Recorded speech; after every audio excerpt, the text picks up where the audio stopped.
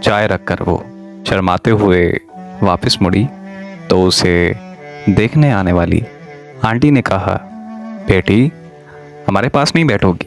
उसे न जाने क्यों लगा था कि आंटी के लहजे में तंज है। वो लड़की झिझकते हुए बैठ तो गई, मगर उसके दिमाग में वो सब लोग आने लगे जो पहले भी उसे देख कर जाते थे और तरह तरह के सवालात करते थे। उनके जाने के बाद वो अपने अम्मी अब्बू की बातों से अंदाज़ा लगाया करती थी कि वो लोग क्या कह कर गए कि उसे उम्र ज़्यादा होने पर और कभी हाइट कम होने की वजह से नापसंद किया गया। आज भी वो ऐसे ही सवालात से डरी हुई बैठी थी कि आने वाली आंटी जी की आवाज़ सुनी। वो उसकी अम्मी से कह रही थी कि मेरी बहन, हम क्या बताएं, हम लड़के वाले जो हुए, लड़कियां आजकल कुछ ज़्यादा ही हो गई हैं। बहुत से रिश्ते आते हैं मगर कोई भी दिल को नहीं लगी। बेटा हमारा तो लाखों में एक है। वो लहजे में मिला गरूर देख सकती थी।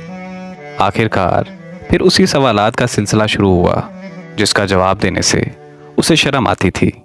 उम्र का अंदाज़ा लगाने के लिए पूछा गया, बेटी तुमने मैट्रिक कब की थी? फिर उसके बाद दूसरा सवाल ये कि तुम क्या क्या बना लेती हो? मेरे बेटे को खुश तो रख सकोगी ना? मेरा बेटा बड़ा नखरे वाला है, अगला किसी की सुनता सुनाता नहीं, अपनी माँ की बहुत खिदमत करता है।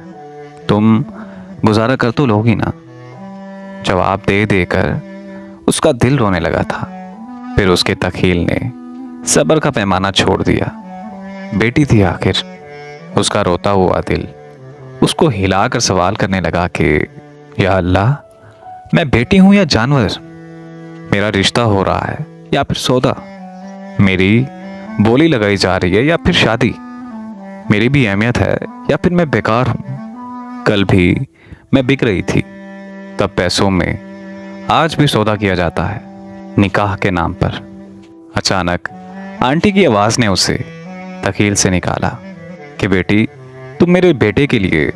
आंटी कोई और वार करना चाह रही थी कि उसने गुस्से में आकर टोक दिया, बस माँ बस। वो अपनी माँ पर चीख पड़ी, अम्मी क्या तुम मुझे इस घर में थोड़ी सी भी जगह नहीं दे सकती? बस थोड़ी सी माँ। माँ मैं तुम्हें कभी तंग नहीं करूँगी, मैं जॉब करके कमा लूँगी। अब मेरी बस है माँ। ये रिश्ते के नाम पर रोज़ मुझे व्यापारियों के सामने पेश करने से रुसवा न करो। मैं कैसे सुनती हूँ ये सब, ये सिर्फ मैं जानती हूँ। माँ तू भी किसी की बेटी है, तू भी जानती है। मेरी माँ रो पड़ी। मुझे उसने कुछ नहीं कहा तो आंटी ने उससे बदतमीज़ कहा और कहा कि हम लड़के वाले हैं, हमें हज़ारों लड़कियां मिल जाएंगी। और ये कहते हुए वो पांव पटकते हुए हमारे घर से चली गई, जैसे बाहर बहुत सी लड़कियां उसके इंटरव्यू के लिए खड़ी हों। मेरे पास आज कहने को बहुत कुछ है, लेकिन मैं उन माँओं से सिर्फ इतना ही कहूँगा कि जज्बात में आकर, जल्दी में आकर वो रिश्ता कभी मत कीजिएगा जो आपकी बदनामी और आपके पछतावे का सबब बने। बेटियां अल्लाह की रहमत होती हैं, तो इन्हें जल्दबाजी में आकर घर से बेदखल मत करें।